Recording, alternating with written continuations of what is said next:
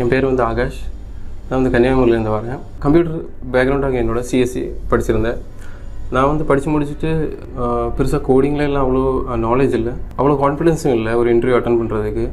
எங்கள் அண்ணன் மூலமாக தான் நான் ஃபெய்த் இன்ஃபோடெக்கு எனக்கு ஒரு ரெஃபரல் கிடச்சிது. அவங்க மெக்கானிக்கு, அவங்களுக்கே டிசிஎஸில் ஜாப் கிடைக்கும்போது நான் கம்ப்யூட்டர் சயின்ஸ் படிச்சுட்டு எனக்கு கிடைக்காதான்னு யோசித்தேன். அப்போ நான் நெக்ஸ்ட்டு ஃபெய்த் இன்ஃபோடெக்கில் வந்து ஜாயின் பண்ணேன். டீச்சிங்கெல்லாம் சூப்பராக இருந்துச்சு, நான் நினச்ச விட நல்லா இருந்துச்சு. கோடிங்கில் ரொம்ப சிம்பிளாக, இவ்வளோ டஃப்பாக இருக்கும்னு நினச்சேன். அது அவ்வளோ டஃப் இல்லை. அதெல்லாம் கிடச்ச டீச்சிங்னால தான்.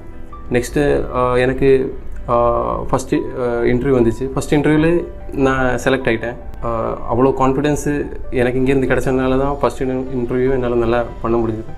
எனக்கு வந்து இங்கே டெக்னோபார்க்லேயே ஸ்டெபிலிக்ஸ்னு உள்ள கம்பெனிலே எனக்கு ஜாப் கிடச்சிது. நான் வந்து எனக்கு ஜாவா ரொம்ப பிடிக்கும். எனக்கு கரெக்டாக ஜாவா பேக்ரவுண்ட்லேயே எனக்கு ஃபீல்ட்லேயே ஒர்க் கிடச்சிது. அதில் ரொம்ப சந்தோஷம். எனக்கு ஃபஸ்ட் இன்டர்வியூ வந்து அரேஞ்ச் பண்ணி தந்தது எங்கள் ஃபெய்த் இன்ஃபோடெக்கில் தான்.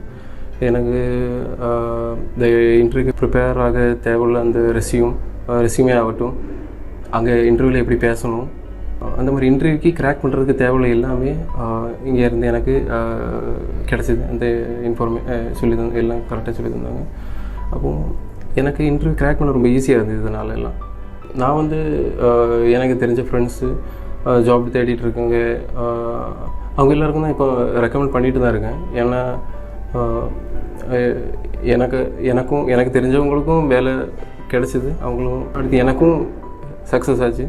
அப்போது இனி வரவங்களுக்கும் சக்ஸஸ் ஆகணும் நம்புகிறேன்.